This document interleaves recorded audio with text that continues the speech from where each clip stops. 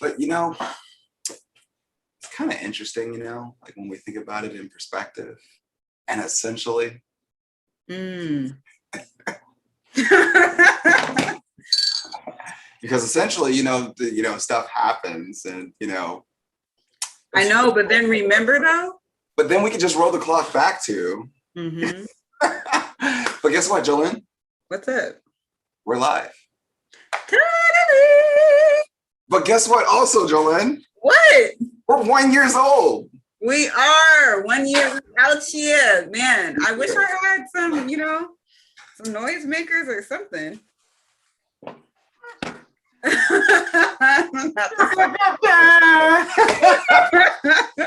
Wish somebody had like the little sound effect. Oh man, we have to pull it up. All right, yo, it is getting really, really competitive of who's going to be number one. We are having like new folks go. Like we had Reggie at number 2 today. Oh, Reggie on the 1 year? And we haven't seen Vic in a while. So we're going to have to figure out what that's all about. And, because I really feel it's like a game of chess where like our cousins are literally just trying to figure out and position themselves strategically in this live chat. What do you think about that? I feel it. But who was first? So our first viewer today was Haitian Pete. Haitian Pete, what's up? What's goody? All right. We got a lot to talk about. We got a lot to do. But before all that, Jolene. Yeah. Cheers to 1 year. Cheers. I should have made my artisanal. What did I call it? The lemon chiffon. The lemon chiffon. I should have made it. Today would have been a day for the lemon chiffon. Oh, what a day! What a day! What a day! All right, we got a lot to talk about in our 1 year. Yes. But let's just get some of the immediate stuff out of the way, because I think that today's show is going to be completely lit. And don't worry, y'all. I stay hydrated, so we're good. Always. All right, so without further ado, if you haven't subscribed yet, I don't know where you've been, but today would be a dope day because of the fact that it's our 1 year. Every time we say 1 year, I'm gonna have to do it. Okay. And anytime that like it's said 1 year, I'll have to do it. Like, for example, just like that. All right. Wait, you said when you say 1 year? Oh, just kidding. This is getting really, really old. All right. So if you haven't been around for a while, you should definitely subscribe because there's tons of dope content and more on the way. And on top of that, welcome to just being one of the cousins where it's free and good knowledge. All right. And on top of that, if you like what we do, go ahead and smash that like button because, I hear it gets out to some other folks because of YouTube's algorithm. I wonder if they'll ever change it, but And then on top of that, if you think that we can get better, that's okay. You can hit the other button. And if you want to be in the know, or if you want to be one of the first people if you want us to shout you out when we ever do a video, hey, go ahead and hit that bell so you can be a part of the notification squad, AKA the Cool Kids Club. So without further ado, Jolene. Yo, what's good? Oh. What does it, cousins? Jolene GC in the place to be. Let's talk about what happened in this market today. We got the Dow coming in at 318.19 points. S&P 500 was 34.03 points, and the NASDAQ fought its way back. There's the end of the market time frame rally, and it was negative, y'all, and then it came and finished at 50.42. The VIX came down a little bit to 18.39, and the 10-year Treasury note is at 1.58%. Now for sector performance, as y'all know, you know the drill. We track all 11 sectors, but we really pay attention to the top 3 and the bottom 3 to see what that rotation is looking like. So we got financials, consumer staples, and communication services coming in at the top 3. For the bottom 3, it's energy, consumer discretionary, and health. I will note that all were green today. So tech was somewhere in the middle. Somewhere in there, somewhere in the sauce. Then for our pick performance, aka the SIPs, you can find those by visiting our Instagram page at That Come Up Series. And we have JP Morgan, MasterCard, and shout out to Kiki for Home Depot coming in not only in the top 3, but also another 52-week high. Then we have Roku, Datadog, and Twilio coming in at the bottom 3. And shout out to Target, because Target also hit a 52-week high. There was a whole bunch of earnings that happened today. And, you know, overall, today was a cool day in the market. I liked it. Yeah, we're going to talk about some stuff, though, because I've been hearing some whispers coming out of the Fed and everything else. But, you know. Yeah. So shout out to Brian Clyett, who always has our Black History facts on deck. But you know what? Today, we are Black History. So congratulations to you, Mark, for being Black History. And congratulations to you. And thank you. Shout outs to the cousins also for making yes, shout out to the cousins. All the come up cousins, light it up in the chat. We're celebrating us today. So you know, because this is our 1 year. I'm waiting, Mark. Oh, should I do the No, I'm waiting for I said the it's funny because it's silent. But I do want to shout out Cousin Douglas, because I was trying to figure out like what we should call this celebration. And he said come up versary. He was like, happy come up versary. I was like, oh, I like that. That could work. So shout out to Cousin Douglas for that, because your girl was like, seriously, I was like, okay, now it's kind of like a birthday, but it's an anniversary. Like, so he said come up versary. So shout out to Cousin Douglas for that. But yes, y'all, this is history. I want you to mark where you are in time right now, because we will revisit this next year, basically. But Mark, so I asked some of the cousins to, you know, pull up some of their favorite memories and facts. So I want to be sharing those throughout the show. Yeah. Okay. All right. Well, I mean, it's so amazing. I mean, if anybody has a photo of like where we did our first janky episode where it was like through the tablet and going through, that would be dope to find. But Vanessa has it. Oh, okay. And I sent it to you. Yes, you did. Oh, you did. Okay. Well, then I'm going to do some pretty dope stuff. All right. So you ready for the festivities, Jolene? Mm-hmm. Well, I feel like this is like kind of like a little bit, it needs a little bit more, don't you think? I agree. I feel like it needs a little bit more. So I know, Butter, I was like, you know, you're here, and he's like, aren't I enough? You are, but I feel like there's some other, you know, we need to like actually show like the folks who have been here during the year, and then also some of the folks in which that they may see over this next year, right? Yeah. So without further ado, the doors are wide open. Who are them cousins in which that are here to celebrate with the rest of us? Oh, of course, we couldn't do it without Tebow, and then Zay, and then we got, whoa, we got some new faces in the building. What's good? Oh my goodness! Still with y'all. Where's my here? What you doing? Wow. Wow. Thank you guys so much for joining us. And you never know who else will like just like pop right on in today. But y'all, thank you so much for like just taking the time to join us and everything else. Like we would love to, you know, we're definitely gonna go do some stuff today. So today we got, of course, we got Tebow, the cousin's favorite cousin, also the come up correspondent. We got Q, the big cousin. Now we also have some people here. We got Zay, the smooth. that was not his name. You're not even what was your name? I need all the notes in the chat. Y'all gotta let Mark slide on that one. Zay, that's a violation, ain't it? Oh.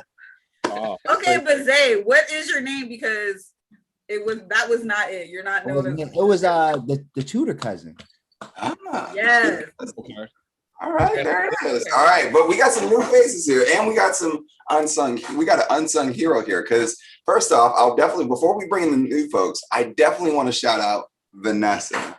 Vanessa is like, like the glue that kind of holds it all together with myself, Jolene, Tebow, Kayla, and many of the other great folks like AJ that keep it all together. So she's the person behind a lot of the stuff that you guys see on the Come Up Cousins page. So shout outs to you, Vanessa. What is it that you want to be called as it pertains to what cousin are you? So I am the best cousin you never knew you had. Oh, That's okay. really good that you had. The best cousin you But I ever can knew get you with had. it. Okay. Okay. All right. I like that. All right. So now we got some we got some new faces here. We got some very, very new faces. Like, for example, we got this gentleman here with this like outstanding beard that's like literally putting like my mind to shame. So, you probably heard of him. Go ahead. Can I do the honors? Oh, yes. I'm here. No. I'm here. What we have here today, we have a special guest. We have the NWA cousin, O.J. Jackson, aka Cam, aka the owner of Get Low Ankle Socks. Yep. Coming to you, get it on Etsy, Yo, fam. PayPal, Venmo, Amazon, Shopify. You'll catch them in the Dollar General store, Family Dollar, Five Below. We out here, we doing it, man. My Hype man, me up. He's getting to it. You can get a 10-piece Wingstop with a pair of socks for $12. We running a special through the 12th of this month. So it's gonna be lit, man. It's my guy right here. It's family. That's what we do, man. I bring no other than O'Shea himself, NWA cousin. There it is. I'll take the NWA cousin. I was gonna roll with the low key cousin, but I like the NWA cousin. I like it. All right. So then we also got, now sometimes he's pretty quiet, but we typically see him like he's always like sometimes first in the chats. But I guess it's now time that the world meets Vic. Vic, tell him who you are and what kind of cousin are you? I'm Vic. I guess you could just call me the shadow cousin. So I stay in the shadows. Until today. There it is. Now, one thing that you guys don't know about Vic is also getting ready to graduate from college. And what college is that, Vic? Randolph-Macon. All right, Randolph-Macon. He's getting ready to graduate. And on top of that, he's been rocking with us through the Come Up series. And on top of that, he's been sitting in the Matrix with us. So what you're looking at is, of course, the present, but also sitting alongside with us is the future. So y'all, thank you for just hanging out with us tonight. It's about to be fun. Y'all ready? Because now, of course, it's still Hot Take Thursday. So we got to discuss some hot takes here. Like, for example, what's going on in these markets, some things that may have dropped right before the market closed. So, and then on top of that, we got to get through some moments. Right, Jolene? Mm-hmm.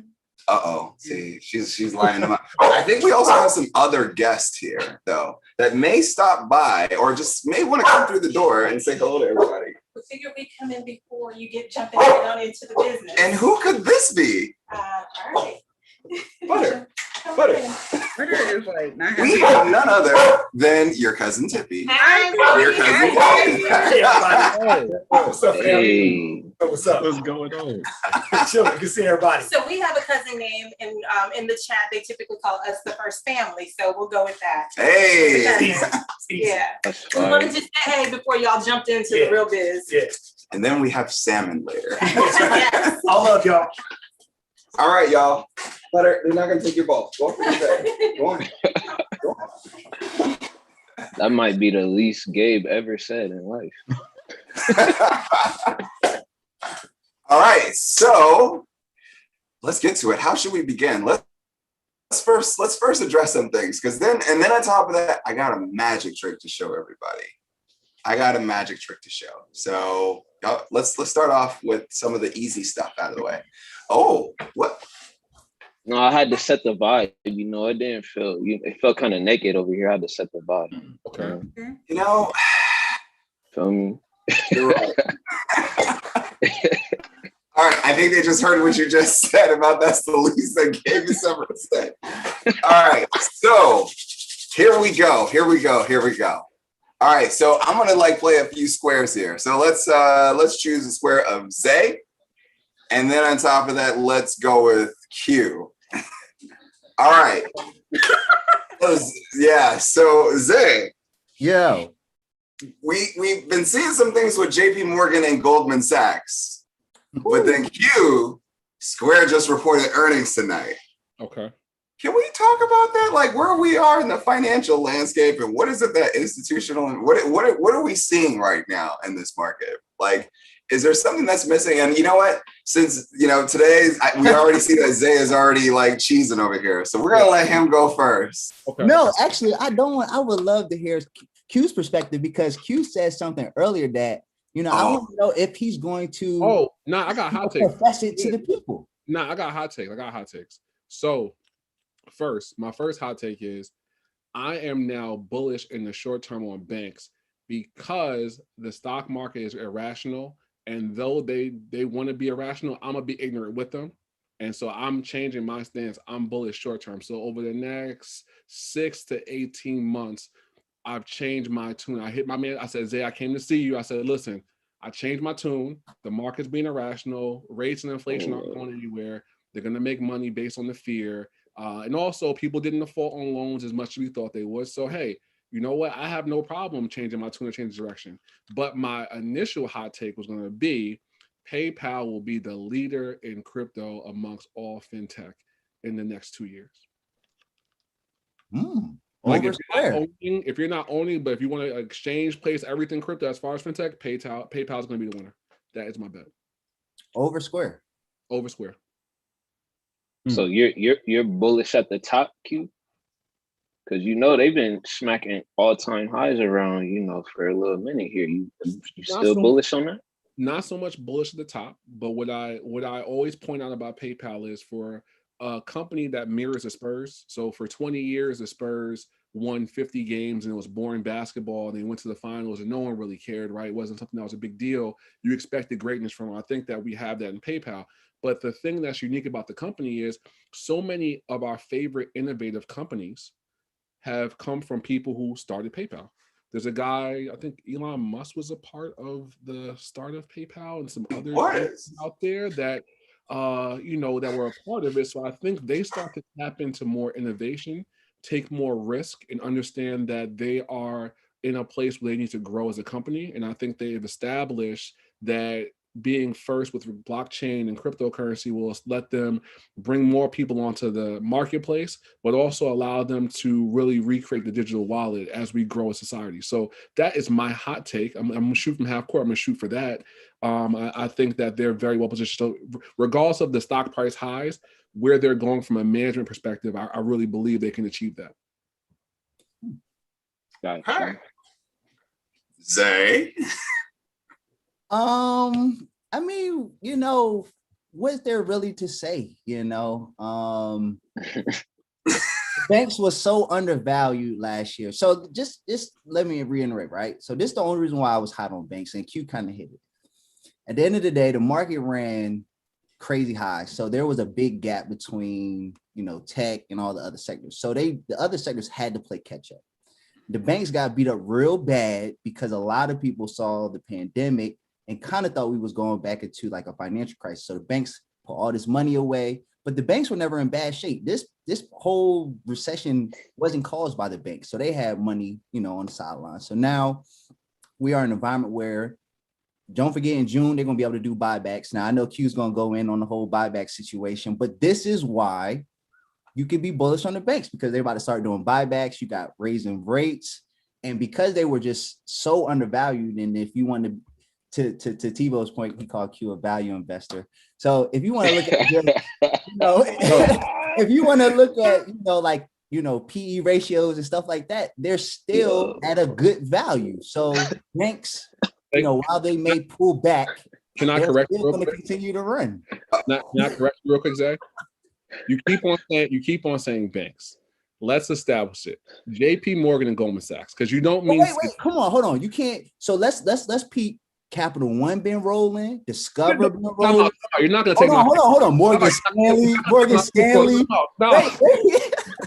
You're not. Yo, I'm the main one who was talking about Capital One Discover before anybody else was. We're not talking. If we're talking strictly banks, we're talking in the model of Wells Fargo. We're talking Citibank. Hey, y'all been on fire, bro. Actually, y'all been on fire too. Y'all went from 23 to 46. I can't speak on what's going on in the trap house, but I'll let that marinate. But what I'm saying is that you really mean when you say banks, what Zay means, right? Zay means JP Morgan and Goldman Sachs. I don't want people to get confused and start looking. Zay is basically making his bet on a pipeline of SPACs and IPO deals mixed with the fear of inflation and rising rates. So when rates rise, right, mixed with buybacks, right? But that has a shot clock. And so, Zay, I want you to tell the people what the shot clock is on that, because you're not bullish on banks for 5 years. I mean, you're right. We agree. In the short You're term. right. You're So totally can you right. tell the people what your shot clock is on JP Morgan and Goldman Sachs? Because Zay, you were preaching Goldman. You were not showing love to Citi. You didn't talk to Wells. You don't know Morgan Stanley. I was the one who brought Capital One Discover to everybody in the group and gave my base case. You was with Goldman, so keep that same. Well, wait, Zay, I got a question for you too. So Q gave his 6 to 18 month time frame, right, for this bullish run. Do you agree with that time frame? My son, I do. We go until about 2023, 24. Under the wing like fried rice. That's what you do. You put them under the wing like fried rice. That's my son right there. And so, also, let's be clear. Q. You didn't put me on the Discover. I bought shares when it was $25 because it dropped from 80 to 25. They wanted the top dividend. And what'd you do? Top dividend paying companies, and it was a good deal. What'd you do? Just know you didn't put me on. That's what I'm clarifying right there. Say, what'd you do? What'd you do though? You sold? Yeah, I sold them. Wow, he took it. All right. We can go on forever about the banks. Now we gotta move on. Now we're gonna do one of our favorite games and I'm gonna actually pick give me TiVo, give me Cam. TiVo, you got AMD, and Cam, you got ARC. I want you guys to give me your best cases. And moving forward for the remainder, let's moving forward let's go to 2023. Okay. Why? I want you to give us your best case of why AMD or ARC would be the best investment for 2023 or up to 2023. All right, who wants to go first? TiVo, are you ready? Cam, ready? I'm ready. TiVo, you got it first though, man. Rondo Root. All right. So, I'm in A&D heavy. I think everybody knows that. You feel me? Now, why I would say that AMD is the best case for 2023, right? We have weathered the storm through this chip shortage. So why give up on one of the most highly demanded chip companies in the world at this point when we only see that chip shortage becoming less and less of an issue over the second half of this year? And then next year, we fully stocked on the shelves. We able to meet all the demand possible. Not only that, but you also have the next generation consoles. So you got the PS5s and the Xboxes. Those have been sold out for some time now. Once those are able to get back on the shelves, and that's not in a shortage anymore, that's more AMD chips flying off of the shelves and into Lisa Su's and maybe an investor's pocket. You also have the adaption of cloud gaming, which they have multiple partnerships, whether that be with Amazon, Google, and then don't even get me started on the other fields that they're getting into, such as data centers, which hasn't even been fully tapped potential yet. They're growing and stealing more and more market shares. They're tapping Intel's pockets right now and taking everything they got, you feel me? Which there's a lot still left in their pockets that they coming for everything. You got that. And then if I just wanted to add a little spice on the top, we could go ahead and throw in the little rumblings and whispers of Tesla in there. Because I heard that if you sit in the back seat of the new Plaid Model S's, you might be able to get your 2K, your Call of Duty, your gaming off high speed with the AMD chip back there. That's just what I heard from the little birdies chirp. So as far as going into 2023, AMD has high pent up demand that they're going to have to fill these orders, this demand, and make these customers happy. And we already know that's going to happen by their very, very close partnership with the highest producing foundry in the world, which is TSM, right under Apple. We know Apple, they the big dogs. Ain't nobody gonna steal that. Then you got AMD right there, priority, getting them orders out. Now, if you want to talk about a buying opportunity, I know everybody on this call and everybody in this chat is probably down at least 1% on their AMD plays. That tells you that if you are currently not in AMD, you have a very good opportunity to make a lot of money with a lot of upside. We talking about they opened the year at $92. That's a lot of upside they have just to have a 0% year. They got to get to $92. So once you start going beyond that, that's all profit for you in 2023. And that's a long run room that you got going for you. I'll leave it to Cam to try to make a case for, All right.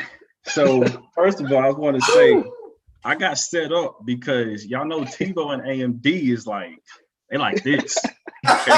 So TiVo got all the facts on AMD inside and out. But this is not a bull versus bear case. It's a bull versus bull case. I'm bullish on both of them, short term and long term. So especially 2023. Now, the best thing about ARK is they just had the worst performance this year since 2018. If you look at 2018, when the whole tech section just like totally just fell apart, then what happened after that? So we right back into that just on the technical. My boy Zay, the technical analysis. See it on the chart. It's set to go back to the highs. Now, TiVo talked about AMD and Tesla. We know Tesla is the #1 holding in ARKK, and it's 10% of the entire ARK family. So going forward, innovation, we got Tesla, Roku, Square. They just added a ton of Coinbase. Crypto is on the rise. So that's where the real growth is. Y'all know AMD's been for the streets. If y'all look at AMD, that thing can consolidate and coil up for months before you see a nice breakout. It's gonna consolidate, break, consolidate, break.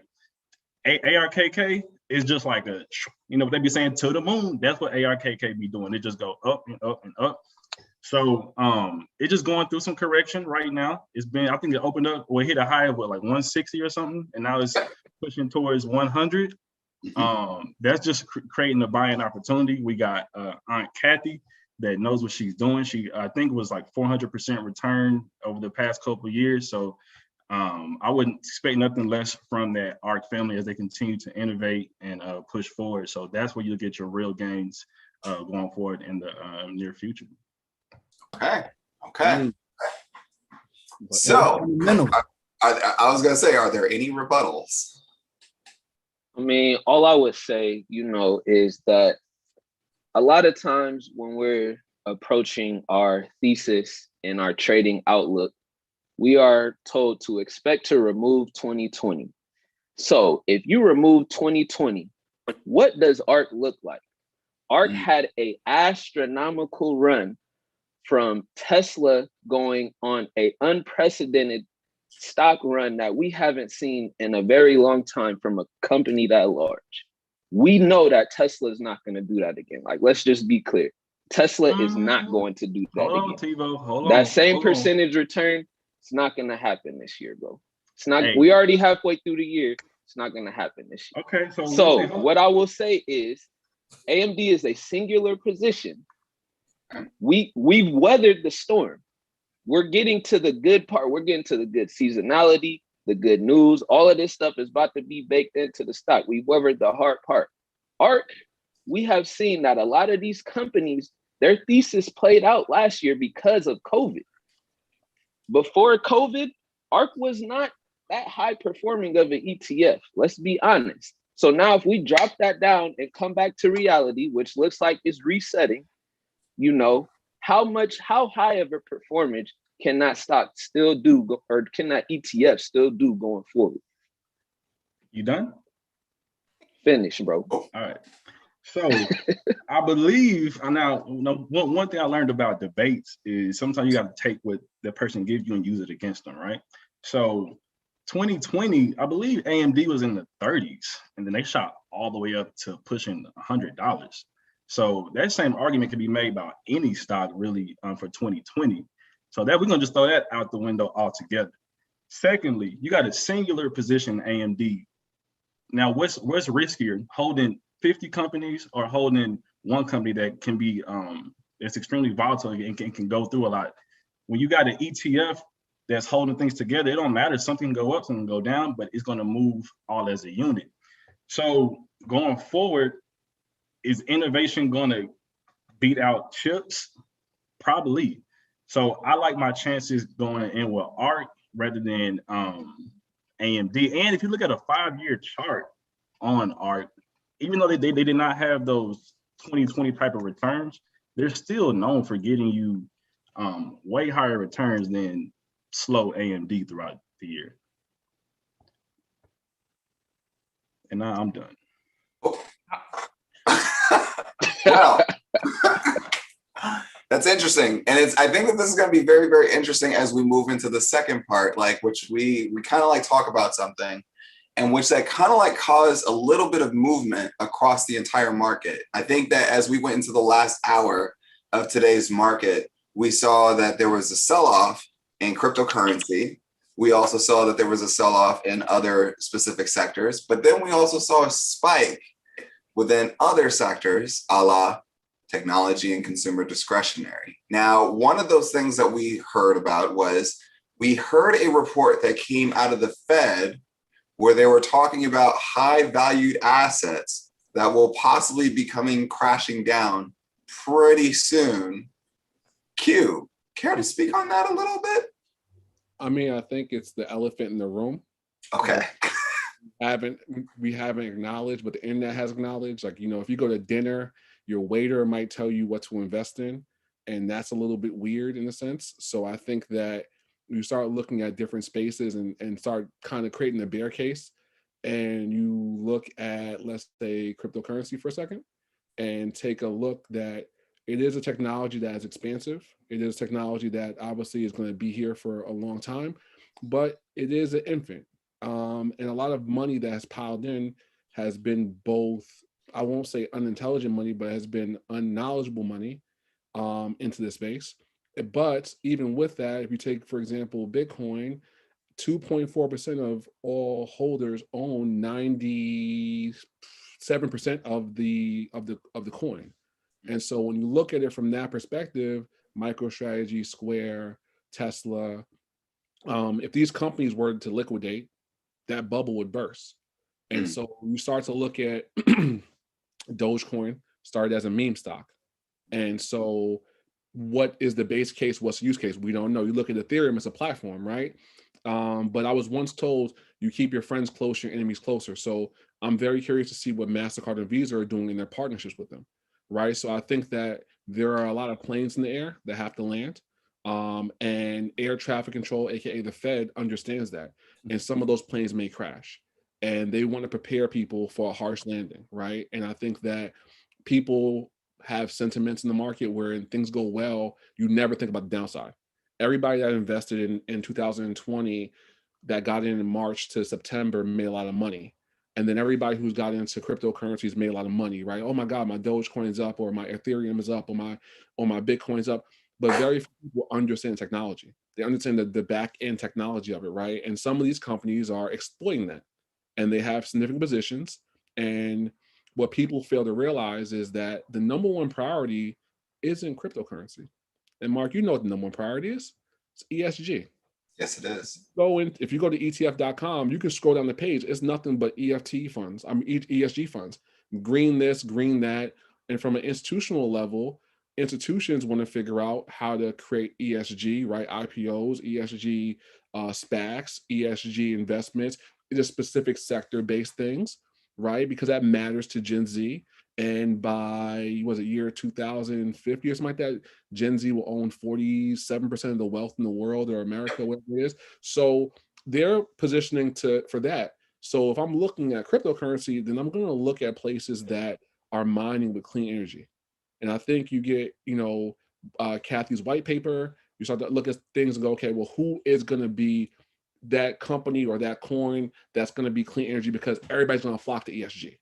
And so I think that's kind of what you're looking at now, is to figure out what is priority, right? And the Fed gave you a lot about what their priority is without saying it. And you have to read into that and say, okay, they're talking about this. They're not going to come out and say the name, but we have to position ourselves, right, as investors to be in position to win. So yeah, you can be euphoric, but also be realistic.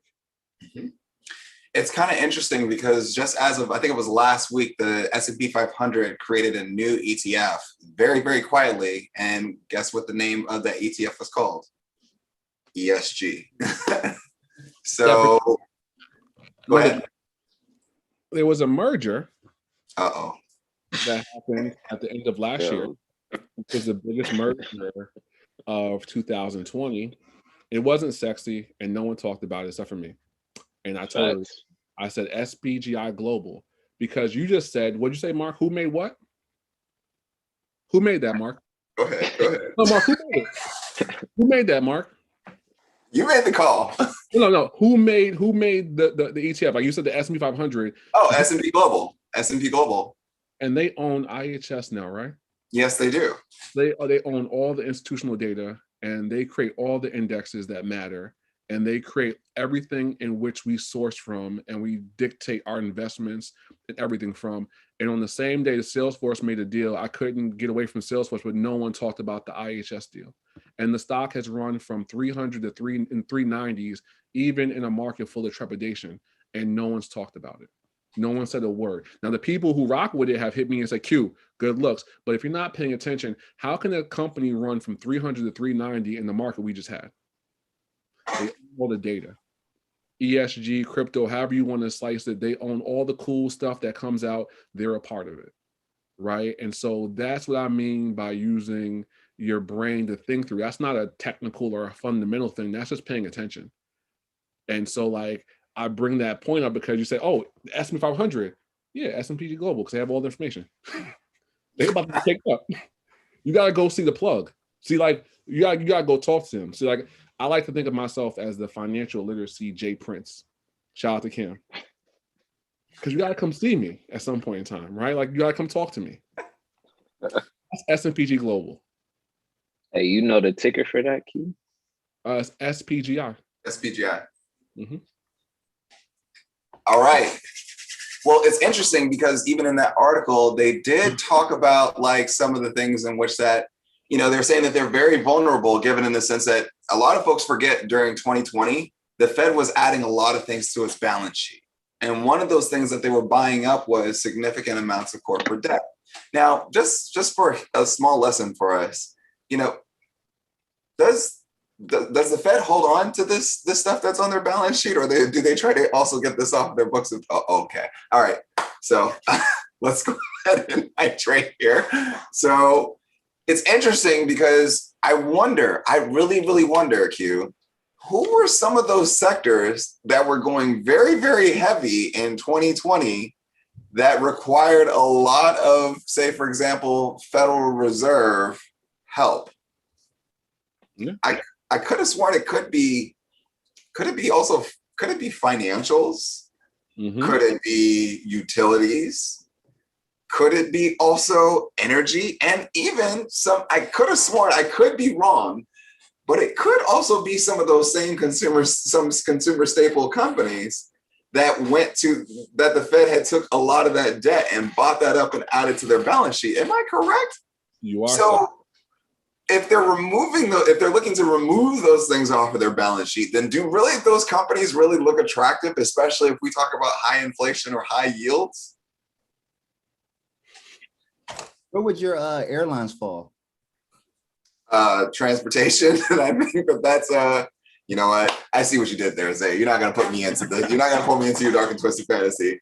All right. So one of the things that's also on everybody's mind, and you know what, we gotta show some love to the two new faces that the world has not seen. So we're gonna talk about one of my favorite companies, which, you know, I want everybody to stay tuned on. But I like what you did back there, Cam, with bull versus bull. But you know, we got to do something here. We got to take bull versus bear. You know, we got to go back to the original where it all started. And let's go ahead and rock, shall we? So I'm going to give Vanessa Tesla bull, and I'm going to give Vic Tesla bear. Let's go. And here's another thing. Both of you get to mention your first points, but at the same token, now you will have to answer questions from the folks around you. So let's go ahead and get it. Vanessa, are you ready? You know what? Let's let the bears go first. Oh, okay. You know, they have had their fun in 2021. So, Vic, yo, what you gonna do?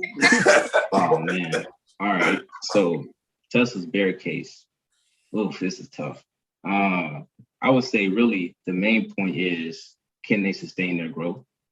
Which is definitely a big question on Wall Street. I think that everybody's kind of looking to see how are they going to react to, or how are they going to progress from the past year into this next year? Are they going to be able to meet those targets that they've, projected for their earnings? Are those tax credits going to grow? Are they going to go away? I know that's a big topic people looking at. So I think that if those things don't come to fruition, then that would be a big hindrance to Tesla's growth. And I think that, actually, I'm gonna leave it right there. We'll save some bullets. Okay. Somebody learn from Q. Somebody learn from Q in the Matrix. Right? Go ahead, Vanessa. You got this. All right, so I think one of the biggest things that we have to keep in mind, and we've said this over and over again, it's not just about the vehicles for Tesla. So even if you look at Tesla's mission statement, their mission statement doesn't say we want to create cars. Their mission statement says that they want to accelerate the country's move into sustainable energy. So it's not just about the car delivery for Tesla. Tesla has been doing amazing in their earnings every quarter. So far, they have been keeping up with and meeting those demands that we've been asking of them. All right. Well, who wants to ask? I got a question first. There we go. Not you, Cam. You can't ask questions. So I want to know, either one of y'all, do y'all think that Tesla's investment in cryptocurrencies adds more to the bull side or the bear side for the company with all the volatility that's in crypto? I would say bear side, because they kind of use Bitcoin to prop up their earnings a bit. If you look at their recent earnings statement. So I think that actually is a bear side argument, because I know they have a long-term mindset on that, but if you were to take that away from their earnings, what would that look like? I think that's a different story that you tell me. But I think to say that would be to say that you don't believe that the world at large is moving towards alternative forms of currency. I mean, one might say that they maybe had foresight in investing in Bitcoin the way that they did. I got a question. May I ask it? Yeah, you can ask questions, Q, just not Cam. All right, bet. So my question is, as a Tesla bull, are you concerned with how much pressure is on deliveries per quarter, per year? And then as far as market share, they own 85% market share of EV, right? And so how do you see that deteriorating over the next, say, 2 to 3 years? And does that scare you as a long-term bull in the name that they may lose a significant amount of market share via competition, though the product may not be as well put together? Your thoughts? Oh gosh, that's a big question. You don't hold any punches. So let's can we dissect that question a little bit? Yeah. That was like 3 questions in one. Okay. All right, let's go. Down. All right, so first you want to talk about their actual competition. And let's think about this. So Tesla is not the first company to try to do electric vehicles, but they are the first company to succeed in doing electric vehicles. So I think that moving forward, they're just going to continue to innovate and continue to dominate that market. So people might come in and try to follow them, but I don't think that they're going to be able to keep up and reproduce what Tesla has already accomplished in that field. Okay. But now my question, right, is not so much the competition, is the market share. 85% market share is very difficult. So even if let's take a new space, for example, let's take food, right? DoorDash, Uber Eats, Postmates. If you break it into a quadrant, right, at one point in time, DoorDash had a significant market share of the food delivery services. Today, Uber Eats rivals that, right, with some other companies.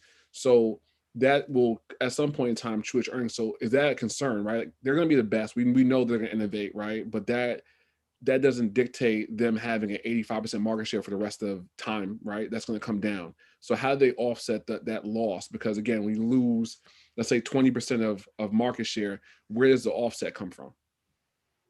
So being the market leader, though, doesn't that actually contribute to their actual moat and make it harder for people to actually take that market share away from them? I think as long as they continue to produce products that people want, I don't necessarily see that being a problem, the fact that they have a large market share. Well, it kind of goes back to the first question, right? The supply as far as deliveries. You can only sell what you can make.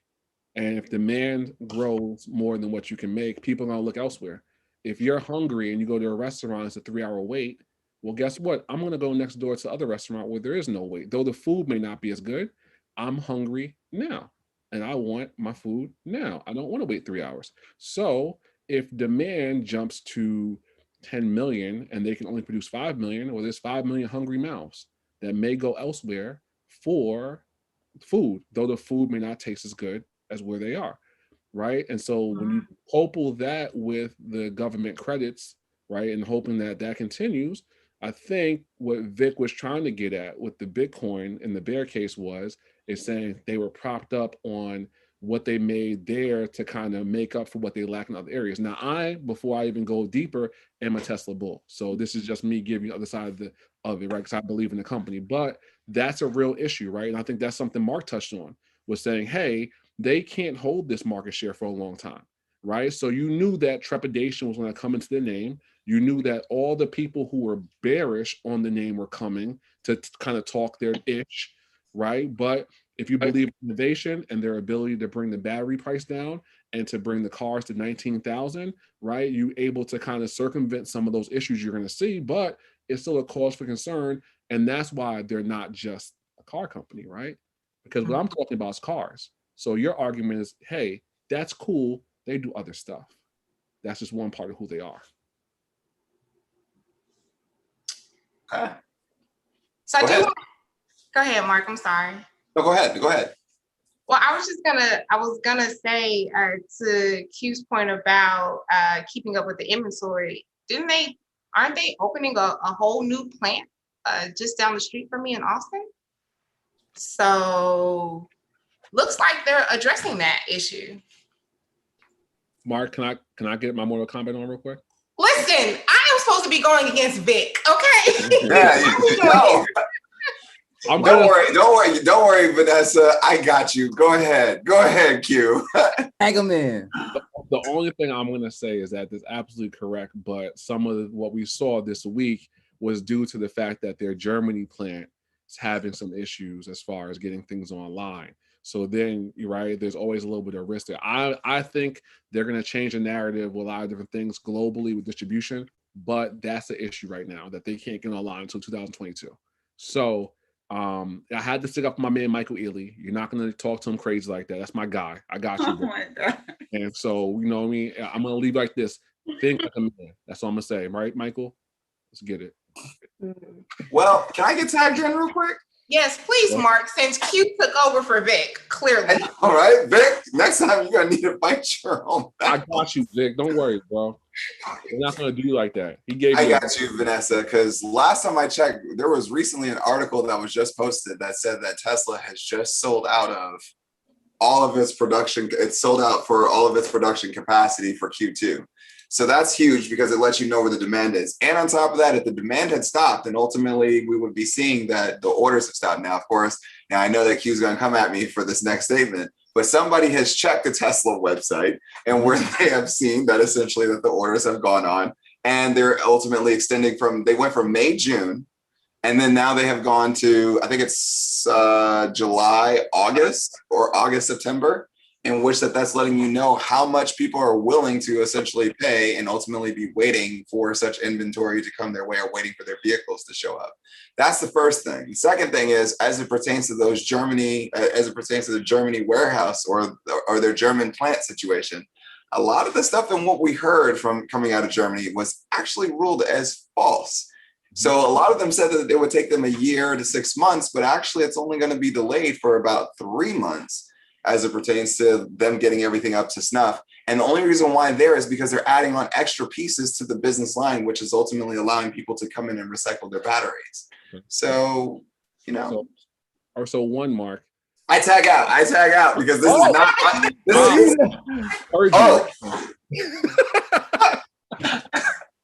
This isn't mine. This is Vanessa and Vic.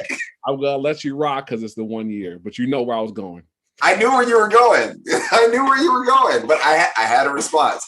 That's for another day. No, I thought love is love. Iron sharpens iron, man. That's what we're here for, man. One day, Q, we're gonna give them the one-on-one that they've all been asking for. You're asking for it, definitely. Okay, all right. Great job, Vanessa. You bodied that. Yes, Vanessa. Good job, Vic. Give Vanessa her. You gotta give her flowers. She bodied that. Yo, Vic is like, I won because I didn't have to say much, but that's not true, Vic.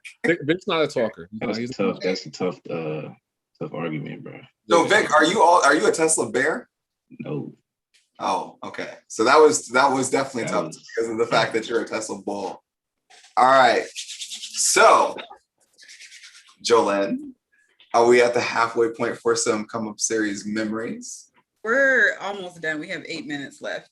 Oh, well, then let's.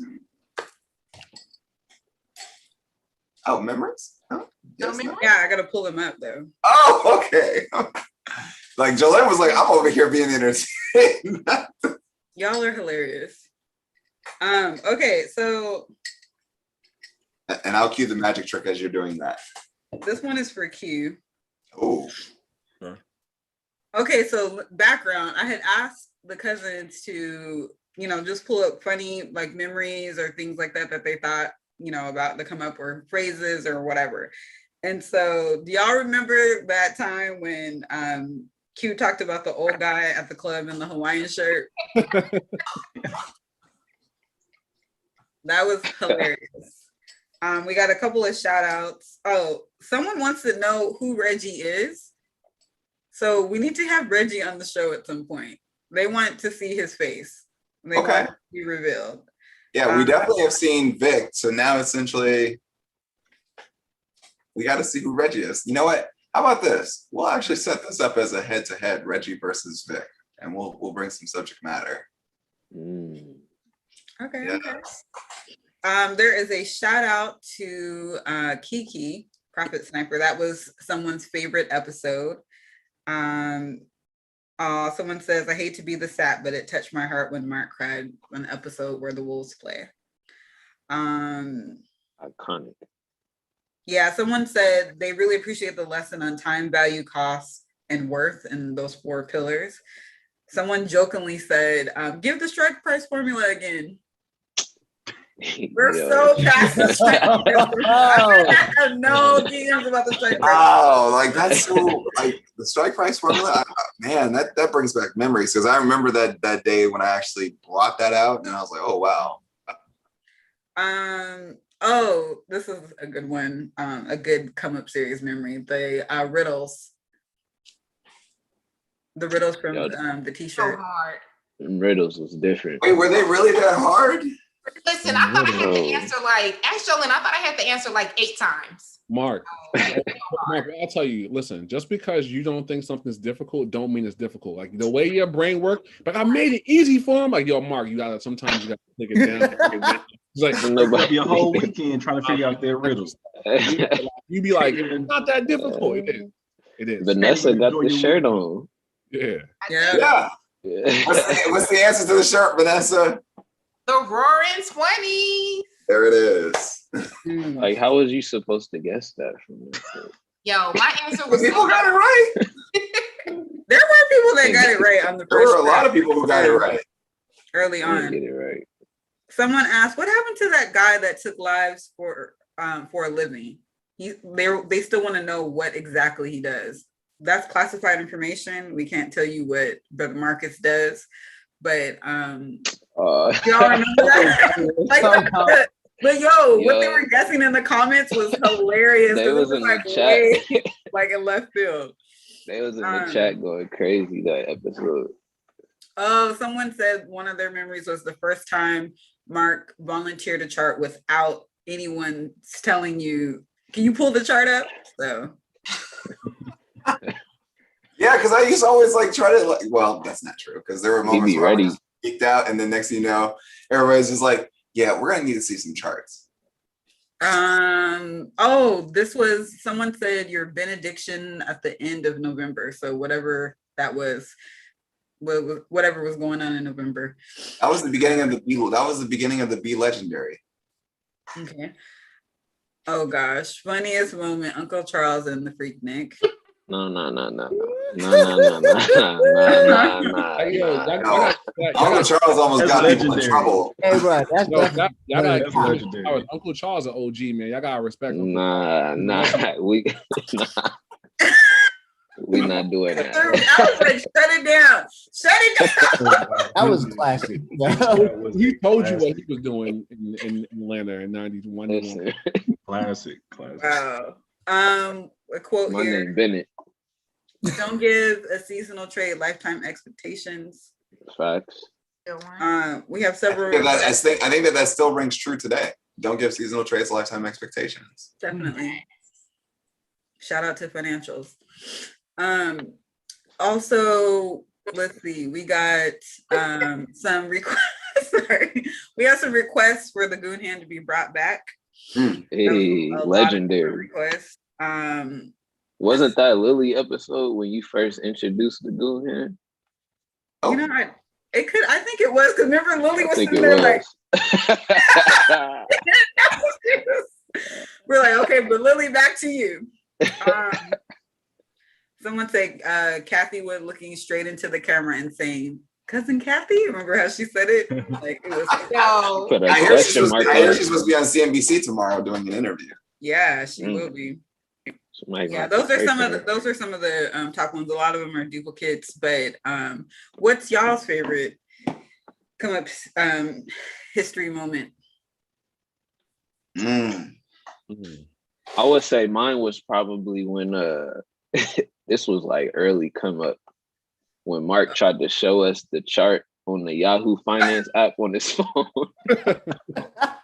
Yo, when I watched that, I didn't know y'all. When I watched that, I was like, "Does this dude really think we could see that chart?" I was so dedicated. But we just couldn't get anything to be viewed. But I was like so dedicated to want to show people the charts and be like, "No, you need to look at this." Yo, man, that was funny. I ain't gonna lie, that was my favorite one. I think for me, my favorite was definitely the introduction of the rolling fours. I mean, fire. It is a game changer. It's not even no was. I mean, like that's gonna be in history, and people are gonna be able to go back and always see that. And for me, that was life changing. So that was my memory right there. Yeah, Zay took mine. That rolling fours, the box 4-3-3, all the different strategies that's been laid out, just been like life changing. So that, and then second, it's got to be the first showdown between Q and Zay, and they was going at it.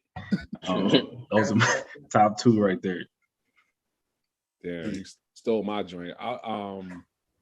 Now you know my favorite joint probably was when we all was on here bringing the smoke. And Ashley went crazy. Oh yeah. I was telling Cass when we set it up, it was like a rap verse, but I knew I was going last, so I knew I had to write a crazy verse because I knew Ashley was gonna go crazy. So I'm like, damn, I gotta make sure that I come through with something crazy because I know what she's about to do. And like she went bananas. So shout out to her. That was my favorite moment. My mom was like, "Who's that young lady?" I said, "Yo, my mom just went off. She went nuts." I said, "Yo, okay. I gotta make sure my verse is tight." So I wish she was able to join us tonight. That would have been a classic line. Them little chips. Oh man. No. You gotta give her the flower. Hey, Zip. Chill, Zay. I said what? Little chips. Yeah, she was talking about the 2 nanometers that's coming out. That's all. You feel me? Okay. That is so funny. What about you, Vic? I would have to say Rolling Fours episode, probably my favorite. What about you, Jolene? I was gonna ask Vanessa. We didn't hear from Vanessa. Oh, It doesn't have to just be. It could be anything that's associated with the Come Up series. It doesn't have to be an episode. Yeah, so as one of the oldest cousins, I have multiple. So I'm gonna give like 3. So my first one is Coach Head's episode. Fire. I really like that because shout out to Coach Head. Love you. yes. She was one of the first cousins to actually come on the show and really add value and say like, hey, like you did this and I took it and made this and here for all of you. So she definitely was like one of the first cousins to really just embody the spirit of the come up as far as giving without asking for anything in return. So shout out to you, Coach Head. Wait, was she the first cousin? Wasn't she the first cousin? She was the first cousin. No, she wasn't. Was Who Drake the first first cousin? Y'all had a few people in there. Y'all had yeah, you're Rugal, right. y'all had I Shay, remember y'all now. had You're right. Like, Okay. she was on. the one lady. Oh, we say also like her ethnicity, but Oh, yo, nah, you know what? On Clubhouse, when TiVo was like, "Are you really Mace? Or are you just some weirdo with his picture up?" Yo, wait. Listen, Clubhouse days. you read my mind, bro. When he pressed Mace on stage, "Are you really Mace?" Like, you know, really Mace. Yo, that moment was so legendary. That was a yo, legendary. listen. Oh. Clubhouse was different. You had to, check report cards. Like, hey, let me see your progress report real quick, bro. Yo, You got to check something. My man TiVo was sending cats to the basement. Like, yo, right to the basement. Yeah, Clubhouse was a different chapter. Woo. All right, so my next is the entire season of Wealth Witch Rules. That was an entire vibe, and Thanks. we need to bring that back. It's coming. Helped me and a lot of other people really look at investing just on another side of it, the more spiritual side of it and mental side of it. So Wealth Rituals. And then my last one is not necessarily about the show, but definitely about the come up. So when we first started the Facebook group, I remember I was one of the first admin, and TiVo collected. And TiVo applied, and me not knowing who TiVo was. He had no picture. Facts. We didn't have questions at the time, but he had no picture, and like his profile was like 1 day old. So I was like, denied. Denied, like. TiVo was one of the first cousins denied. That is funny. See how tough it is to get it? I couldn't even get in. They be pressing you like, yo, TiVo, I can't get in. It's your fault. Like, yo, relax. Right. Look, I couldn't even get in. I had to follow the rules too. That was priceless. Mark, what's yours? I have a lot. Oh. I mean, not a lot, but a few highlights. I think my favorite moment for the Come Up series was before it even started. Sitting at the Tesla supercharging station and like saying, okay, hey, like, you know, we're gonna do this. And I remember the first day that we did it, I was nervous. I was ridiculously nervous because of the fact that, you know, my whole world itself was going to go from being very, very private to becoming very, very public. And, you know, Jolene, I think you know it. Like, I didn't want any of the publicity or any of that. Like, one of the dopest things is that, you know, even when there's articles and stuff like that, it's like, you know, I want the cousins themselves to shine. I want the work itself to shine more than, you know, my face. It's like, I know what I look like. And the only person I really care about who cares more about what I look like is my wife. So for me, it was just like, that was like amazing because it was scary at first. It was scary. And then at the same token, you know, it was also something in which that I realized at that moment, like, yo, this is way bigger than us. So I think that that's probably like my favorite moment. when we actually said we're doing this, and there was like this long pause because I don't know what you were doing in that long pause, but I was like, whoa, like what is my whole life was like flashing for me, like, yo, like now things become public. I haven't like fully consulted this with my wife. Like so much was going through my head, and I was just like, but it's bigger than me, it's bigger than us. So, you know, let's move forward. We were on the FaceTime at the time, and Butter was there too. And it's funny because Butter's there right now. Butter's she's there always. So he was there at the very beginning as well. But there are so many funny things. He's knocked out. There are so many things. I think that wait, what? Oh, someone said I'm the only one that has forgotten about the money gun. No, I said I'm not gonna bust the money. It's right there. I'm not gonna bust the money gun until the next batch of cousins walk away. So we probably won't see that until, like, as far as like the pomp and circumstance of it all, we're not gonna see any of that until the cookout. So calm down, y'all. It's interesting though, right, Jolene? Because I think we've now had, I think we've now have about 25 cousins that have actually officially walked away. We've had cousins that have officially walked away, and I think this season we're definitely going to bring some of those walk away cousins to the show. I think we've recently had cousins walked away, like within this past month, actually walk away. Yeah. So, what plays so the pomp and circumstance of it all won't, again, it's not going to take place until the cookout, because I think that's appropriate. I also want to give a person that's a shout out also, like that was there with us from day one. Like I also want to give a shout out to Kamari, you know, for just being a part of the show. She held it down on the Thursdays. She definitely held it down, and of course, like you two coming at me both with these questions. I think I only got stumped one time. That still haunts me. It was the numbers. It was numbers. It was numbers. And I normally don't get like stumped when it comes to numbers, but you know, definitely want to shout out Kamari for being a part of the show. I mean, because you know, she definitely brought a lot to it, and you know, wherever Kamari is these days, you know, we're definitely still rooting for you, Kamari. So keep doing your thing, shine bright. You know what? I think I'm sure she's received, well, you all might not know this, but she is an award winning filmmaker.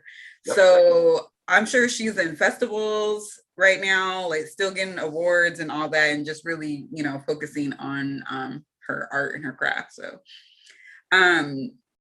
also, okay, when TiVo reached out the very first time, that's like a memory that stands out in my mind.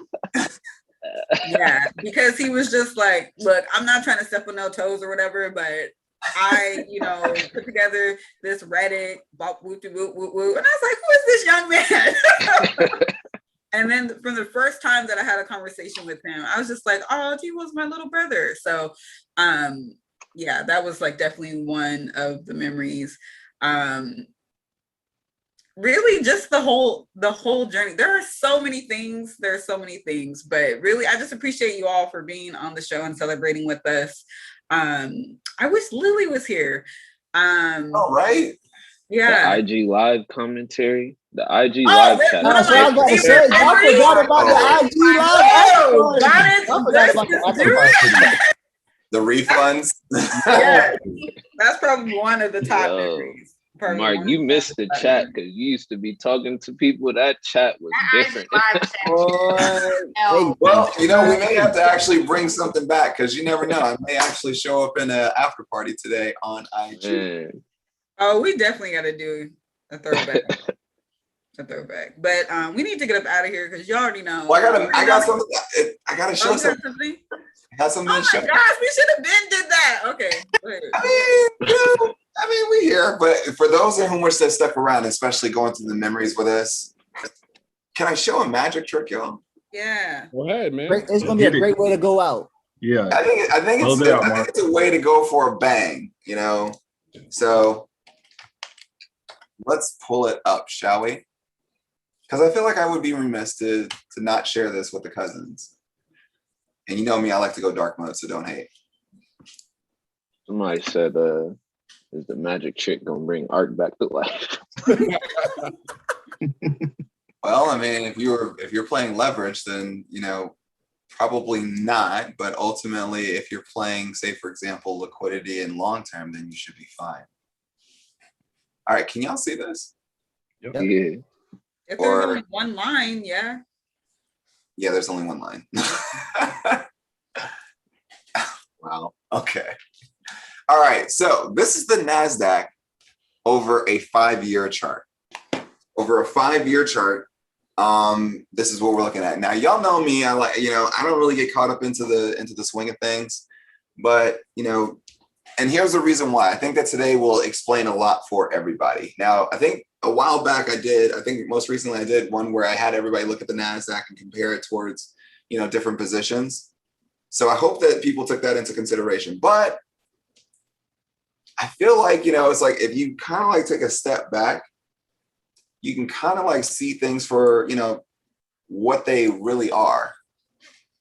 And so, let's just get into it. So what if I was to say, let's start all the way from here. And what if I was to say that you could like technically trace it back and you can kind of get a good gauge of where is it that we're going? What would you guys say about that? Will we like that or not? I think so. I think we like I that. love it. You can see it. Okay, so I'm going to start from the end of 2018. End of 2018 was a very, very trying time for me, if anybody remembers. But you learn a lot. So I'm going to take it from here, 2018, and I'm just going to draw this trend line to today. Now, I'm going to notice how you can see that, hey, that there's a line in which that you can kind of like spot the downsides. But then it kind of lets you know if you draw it out over a longer period, exactly where you can kind of spot it. Now, if I come back a little bit to the 3-year, because that's where it comes a little bit, actually, yeah, let's look at it from a 10-year perspective. So now I have to adjust it because it's not, there we go. So we're in sync. Hey, So Mark, can you change the NASDAQ to white? There you go. Yeah. Is that easier for everybody? Yeah. Yeah. Okay. It's either that or I'll have to go candles, but either way, same way. But if we look at it, you can kind of see that coming from the very, very base of where we were at in 2018, and if you know me, I'm a stickler for things being actually on point. But you can kind of get a good gauge of where we are going now. Notice, for example, everybody said, okay, hey, Mark, we see this 119-day trend line pattern in which that you're doing. And I told everybody that within that 119 days, the next one, we would reach those all-time highs. And so another thing that I want to do for everybody is so here's the ultimate magic trick where it's like you can kind of get a good gauge of seeing exactly okay, hey, we technically saw the top here and ultimately it would come back and ultimately trade across that line.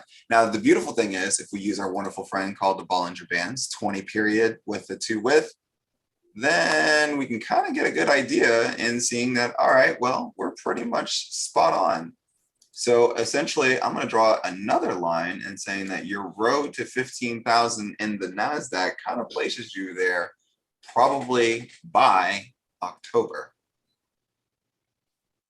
Now, remember all the things in which that take place within the NASDAQ. Now, there are some caveats here that I want everybody to look at. And so this is where it comes into play.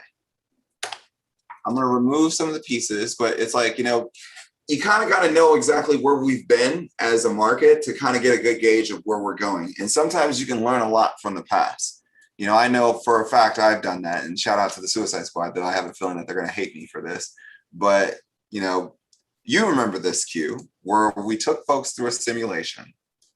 Yep. And in that simulation, we saw that, okay, hey, we're going to actually run folks through a simulation. Actually, I'll just set the date here so that way I can. Let's just set the date. So I'm going to set the date on a monthly basis, and we're going to go back in time all the way to 2009, January 1st, and we're going to come all the way to 2012, December, because you can learn a lot here. We're going to apply it. Now, boom. Now, a lot of folks are saying like, well, Mark, what are we looking at? Here is where we ultimately, this is like pretty much the fall after the financial crisis in 2009. So essentially we came to our lows, and mind you, President Barack Obama was officially president in 2009. And so essentially the market had its final dip in February. Now, here's the thing that we noticed. We went on this nice little great run. And then from there, essentially we said, all right, well, April.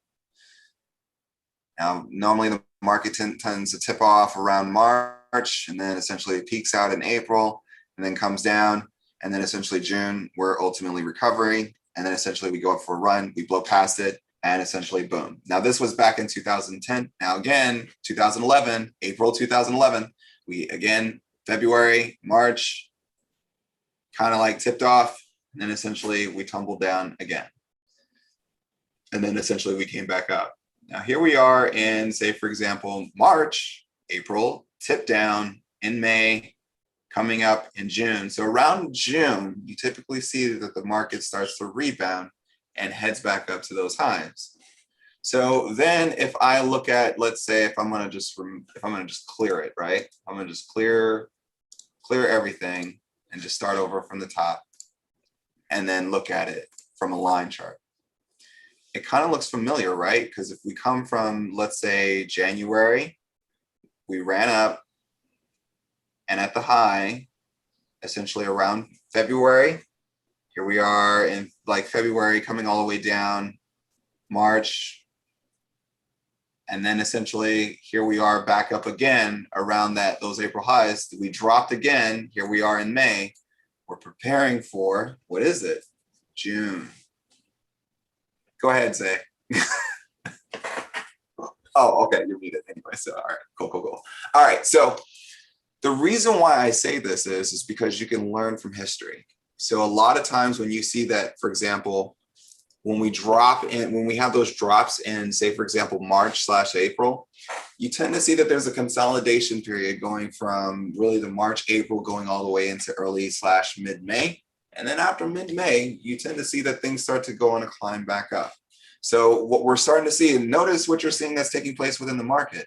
You're starting to see rotation. Now, we saw a heavy rotation from a lot of those players where essentially it's like, all right, well, these players weren't as loved last year. So now essentially people are taking profits, but they want to keep money moving. So they go to a different sector, AKA, hence the reason why financials, utilities, consumer staples, materials became very much attractive, along with some industrials out there too. But now we've reached a point where it's like, all right, we've had a great year. Naturally, around the second year after that great year, you tend to see that the market will get a little bit more choppy.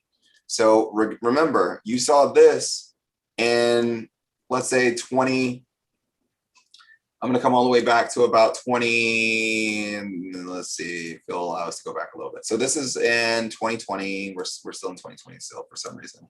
All right, let's look at it from a 3-year. So if we come back, the market was essentially decent, and then we had this dip, and then essentially we went on this beautiful run. Now the market technically was somewhat choppy, but this is essentially where we had a reset to the bull market. I'm probably sure that you can attest to that. We had a reset here. So the market and the economy reset, and a new bull market was to start. Now, interesting for folks, in which the reason why you call it the new roaring 20s is because of the fact that look at exactly where we started. We had a crash, and then ultimately we're restarting. So essentially, here's what happens. We went on a great run, and then now we're in a new year, new political regime, like a new bustling economy that's waiting to just fire off on all cylinders and everything else. The market starts a little bit choppy. Now, of course, we had a great run to the upside, and then essentially we came down, and then look at that. So quickly we came back up to the upside.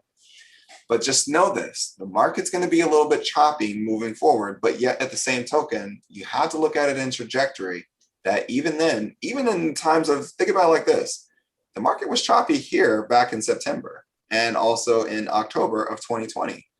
We're talking about huge gaps. So when we think about, like, for example, if we go back in 10 years, think about the times in which that the market would drop. Like, for example, the NASDAQ dropped in April 2010 from 2,400 all the way down to 2,189. You didn't see such astronomical drops until really we got to about the 2017 marker. And then we started to see significant drops that became more and more prevalent. So for example, you would see 7,500 to about 7,000. That's a 500 point drop. You're seeing here around 5,200 to 36.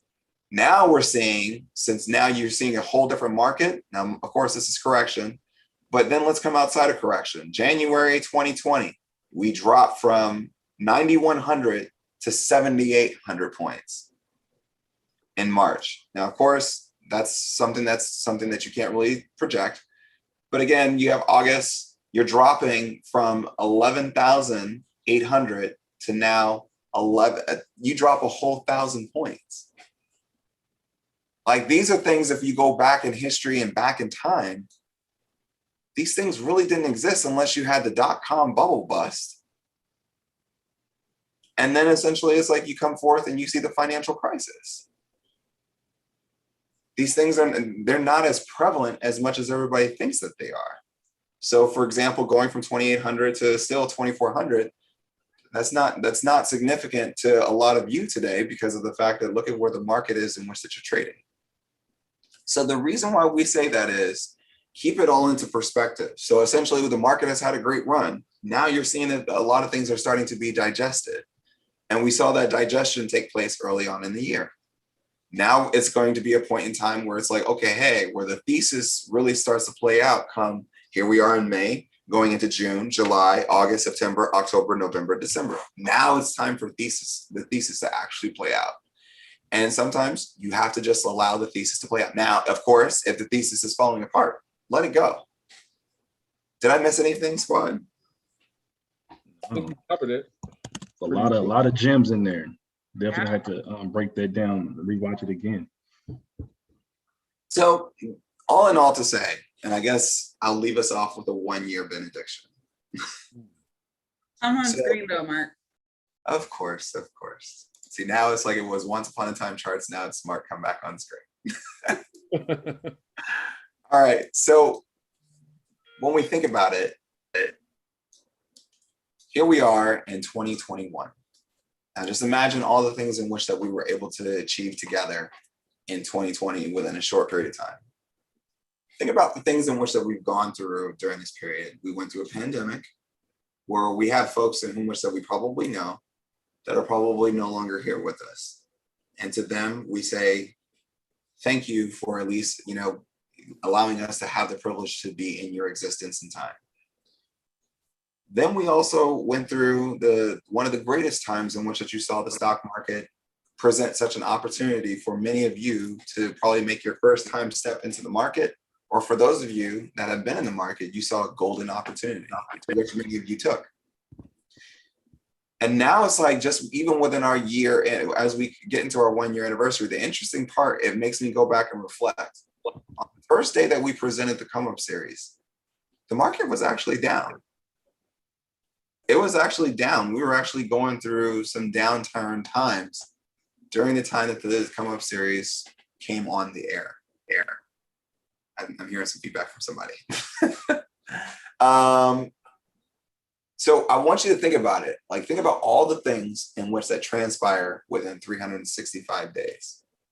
You went through one of the worst pandemics that we'll probably remember for our time. A market presenting so much golden opportunity to now many of you starting to get to know the real Wall Street, the real stock market that has forever existed. But the interesting part is the knowledge has carried on alongside with you along throughout this journey. And that's just within 365 days. To us, well done, huge accomplishment, because of the fact that to think that you would have over 50,000 people who look like all of us literally step into the foray. And of course, make and build wealth for yourselves, but then at the same token, to gain the knowledge that once seemed so far away or that once seemed so foreign. You know, many of you have experienced the highs, and some of you are experiencing the lows. But just think about it. Where would you be had you not actually taken part in this journey? And just imagine what the next year is going to look like, and the year after that, and the year after that. You got to think about it in the sense that this is all alongside the journey, and pick up the lessons as it pertains to the knowledge in which that you pick up, because the knowledge that you gain today will one day become tools for tomorrow. I don't want that to go over anybody's head. The knowledge that you pick up today will one day be the tools that you use to build tomorrow. So just think about it. 365 days of knowledge that has been passed on. You know, I can't wait to be optimistic and say, okay, hey, what do the next 365 days look like? What do the next 768 days look like? I'm excited. And I think that each and every single one of you should be just as excited. So I guess the idea is, don't be discouraged, don't be dismayed, don't be fearful. Know that you have an entire community that ultimately is learning just as much as you are. And just know that essentially it's like, yo, this is all part of the process. And respect the process and respect the journey and enjoy it. I mean, one of the things that we forget to do as we go on in the process is we forget to enjoy the journey that we're on. We sometimes get caught into the day in and day out mundane things, the losses, the gains. But take into the fact that essentially that how many of you are actually able to build an investment thesis that you can literally sit down and talk to the Anthony Chicumbas of Loop Capital, the Dan Ives of the world, the Kathys of the world, you know, the soon to be, who knows, the Kramers of the world, the Elons of the world, the Lisa Sues of the world. You know, just think about all those things in which that you can now do versus before the Come Up series even started. And that's why I'm so excited for what comes down the pipeline next. The question is, what are you going to learn next? What are you going to build next with the knowledge? Well, we'll see. Until next time, I'm Mark Monroe, and I'm accompanied by low-key cousin Cam. You're muted, Zay. You're muted, Zay.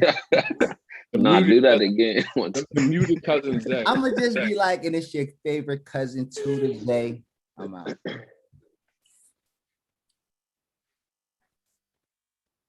Feel free, y'all. Vic, go ahead. I guess I'll call it Shadow cousin Vic.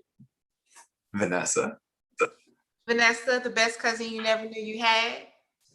Cousin Q. I mean, y'all know me. I'm the big cousin. Big Shug. I mean, Tebow.